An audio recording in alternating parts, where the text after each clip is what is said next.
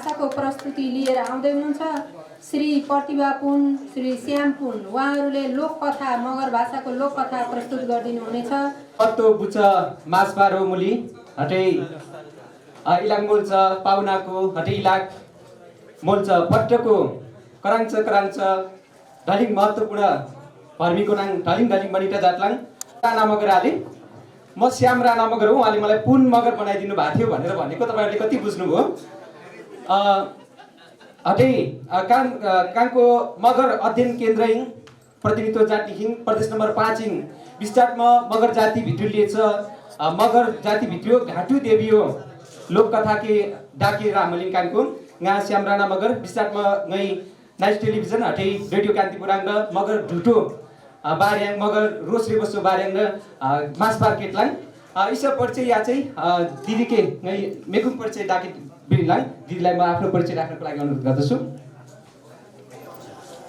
धन्यवाद। आजको यो अन्तर्राष्ट्रिय मातृभाषा दिवस 19 फरवरीको सन्दर्भमा आयोजना गरेको यो कार्यक्रममा मगर अध्ययन केन्द्रलाई आफ्नो कथा वाचन गर्ने मौका दिनुभएकोमा भाषा आयोगलाई हामी धन्यवाद दिन चाहन्छौँ। विशेष त आज यस कार्यक्रमका प्रमुख अतिथिज्यू, अध्यक्षज्यू, विशिष्ट अतिथिज्यू, अतिथि सम्पूर्ण विद्वान तथा विदुषीहरूमा हामी दुईजनाको तर्फबाट नमस्कार। र आज चाहिँ म प्रतिभा पुन, मगर अध्ययन केन्द्रको सचिव। आज हामीले जुन मगर भाषामा लोककथा भन्न गइरहेका छौँ, यसमा मगर भाषामा हाम्रो श्याम राणाजी हुनुहुन्छ। उहाँ नाइट टेलिभिजन तथा कान्तिपुर रेडियोका समाचार वाचक हुनुहुन्छ। म प्रस्तोता हुनुहुन्छ। म चाहिँ अनुसन्धाता। लोककथा डाक्टर मिन सुरिसले लेख्नु भएको र उहाँको लोककथालाई चाहिँ माया हिस्की हुनुहुन्छ। उहाँले चाहिँ मगर ढुलमा रूपान्तरण अनुवाद गर्नुभएको छ। मैले चाहिँ कथाको नेपाली भाषाको भागलाई प्रस्तुत गर्न गइरहेकी छु। ढलिङ जिलौटी चाहिँ अब कानुन घाटु देवियो लोककथा डाके अनुमति लालाङ इसके गोमक मलेको डाक्टर मिन श्रीस मगर कोही उसको मगर संस्कृति भित्रियो न बार्याङ विद्यावारिधि जात मलेका ग्याङ इलाङ मगर अध्ययन केन्द्र डाक्टर पवित्र प्रसाद थापा मगरजीको रामलीको उसको नाम र मन्टा जात चाहिँ गई चिनियो घाटु देवियो लोककथा डाके अनुमति लालाङ खयाकाङ सत्य जुगो वाटाले देवी देवता कोही भर्मीको केड मेघको लेखाङ देउटा खास मोयाहोला झाँक्री वार्च कोही हिडाकन वार्च भर्मी कोही देउटा कथा गाकिएकोला। उहिले सत्य कुरा हो। देवी देवताहरूले मानिसलाई पनि आफू चाहिँ देवतामा रूपान्तरण गर्दथे। तान्त्रिक विद्यामा पोक्त मानिसहरूले देवतासँग कुराकानी गर्ने क्षमता पनि राख्थे। होसे जुगाङ मगरा डेचो मगवार धवल स्रोत गण्डकी गुल्म डेच थामो राप्ती होटै गण्डकी डेनाङ मगरकुङ कराङचो झाँक्रीकुङ छ्याप्ल्या। त्यो युगमा मगराट भनिने मगर, धवल स्रोत, गण्डी, गुल्म आदि राप्ती तथा गण्डकी प्रशमन क्षेत्रका मगर बस्तीहरूमा शक्तिशाली तान्त्रिकहरूको निकै ठुलो प्रभाव रहेको थियो।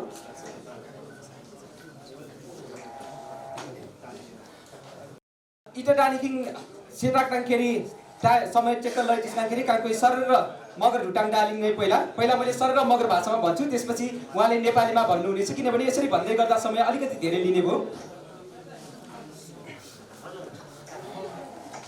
खयाक्न सत्यजुको वाटाले देवी देवताकै भर्मीको केट मेघको लेखाङ देउटा खासमो याहौला झाँक्री वार्चकै हिडाकन वार्च भर्मीकै देउटा कथा गाकिएकोला। होसे जुकाङ मगरा डेचो मगवार धवल स्रोत गण्डकी गुल्मा डेच ठामो राप्ती होटै गण्डकी डेराङ मगरकुङ कराङचो झाँक्रीकुङ छ्याप्ल्या हुन्छ शक्ति दिन्छौ झाँक्रीकै डिहिके माहेक छ वाटको जाटुला होसकै झाँक्रियो वार्च केटमा जुङच र जीव जन्तु के साथ के होटै होसे सिच वस्तु के जीवाट के हेक्छ शक्ति र होसको कथा छानोला। सेन होसकोई मेरो झाँक्रीको वारमा चटक्यार टनाके जाटोला होसे झाँक्रीको मेल्लाके सेन चिटुवा सेन सुठु सेन चिउ लेसके हेक्चो छानोला।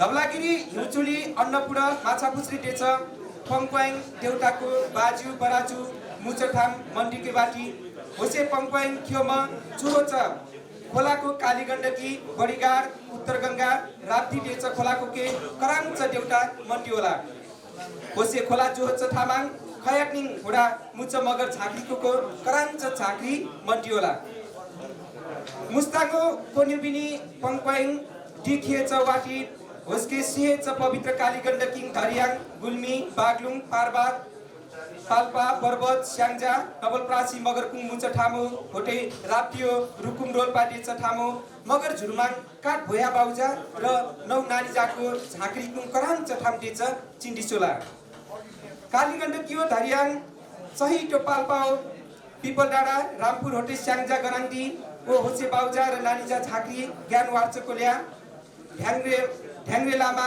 झाउक्री दाजै र नौ नानी जाकुङ मेल्ला मेल्लाओ गिनिङ माखाट चिनुङा मेल्ला मेल्ला माखाट झाँक्री वारमा केट मिसिङ मेको न पुन्की थाला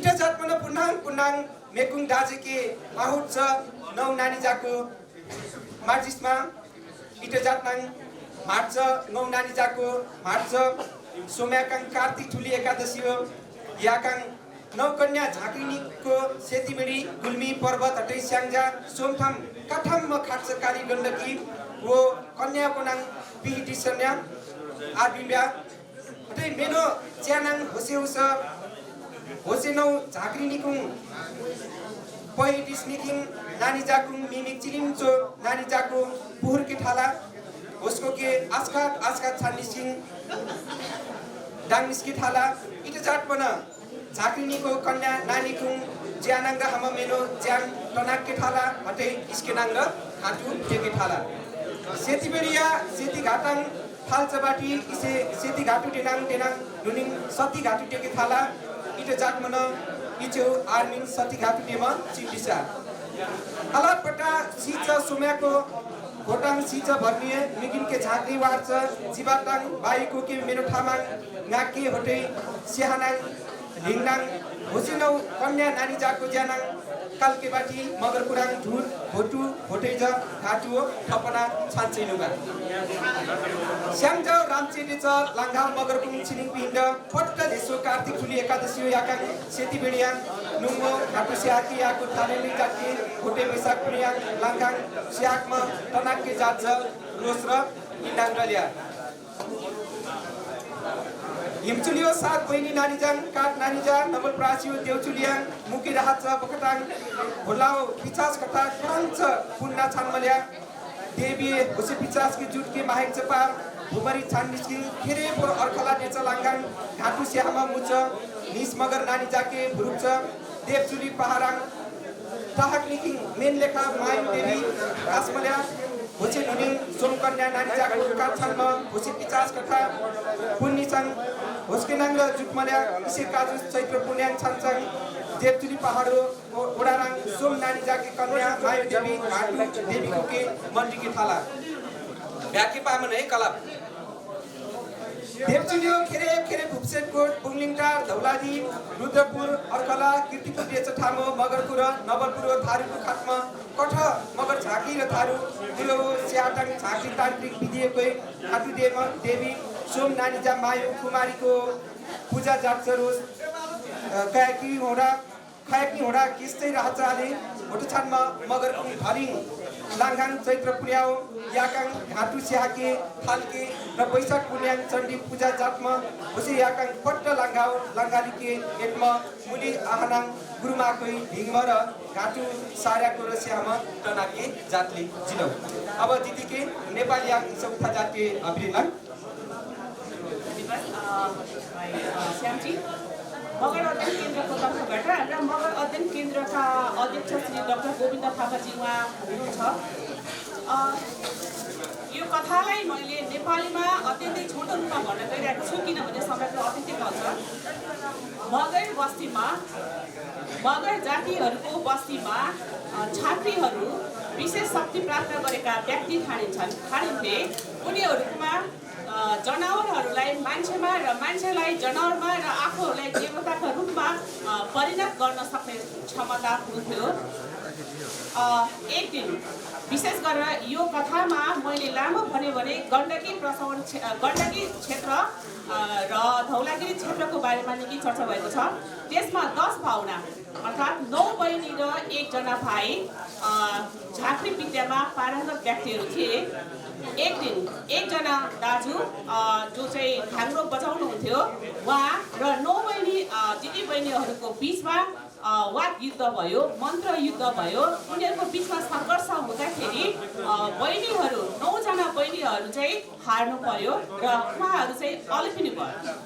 अनि त्यसपछि निकै समयपछि स्याङ्जा भन्ने ठाउँमा जहाँ मगर बस्तीको बस्ती छ त्यहाँको एकजना कन्यामा ती 9 बहिनी दिदी बहिनीहरूको आत्मा चाहिँ उत्रियो र उहाँ चाहिँ आँखा चिम्प गरेर आफ्नो शारीरिक हावभाव आँखा चिम्प गरेर नाच्ने र आफ्नो कुराहरू बक्न थाल्नुभयो र त्यस बेलादेखि घाटुको प्रचलन सुरु भयो भनेर मगर जातिमा प्रचलित घाटु संस्कृतिको उत्पत्ति कसरी भयो भन्ने कथालाई मैले एकदमै सार संक्षेपमा यहाँ प्रस्तुत गरेँ।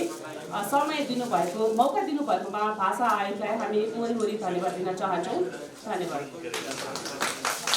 दार्जिलिङ जिल्लाले पक्कै पनि यहाँ उल्लेख गरिएको एउटा ठाउँ छ सेतीबेडी भन्ने जुन स्याङ्जा जिल्लामा पर्छ। त्यो पर्वत गुल्मी र स्याङ्जा जिल्लाको त्यो धोबान नेरको त्यो ठाउँमा सेतीबेडीमा अहिले पनि त्यो खोला छ जहाँनिर म आफू पनि जन्मिएँ हुर्केँ। त्यो ठाउँमा घाटु नाच्ने व्यक्तिहरू जो पनि त्यहाँ पुग्नुभयो त्यो पानी छोयो भने उहाँहरू हल्लिने गर्नुहुन्छ। त्यसपछि उहाँलाई त्यहाँबाट बोकेर लगेर सेती कालीगण्डकीमा गएर स्नान गरिसकेपछि फर्किएर अनि यो नाच्ने पनि प्रचलन छ। यो यही कथामा पनि उल्लेख छ, यसमा उल्लेख गरिएको छ र दिदीले छोटकरीमा यहाँ प्रस्तुत गर्नुभयो र यो घाटुको लागि विस्तृत अध्ययनको लागि हामीसँग पनि सम्पर्क गर्नुहुनेछ भन्दै सबैलाई सुनिदिनुभयो। धालिङ जिल्ला आलाङ जिल्ला।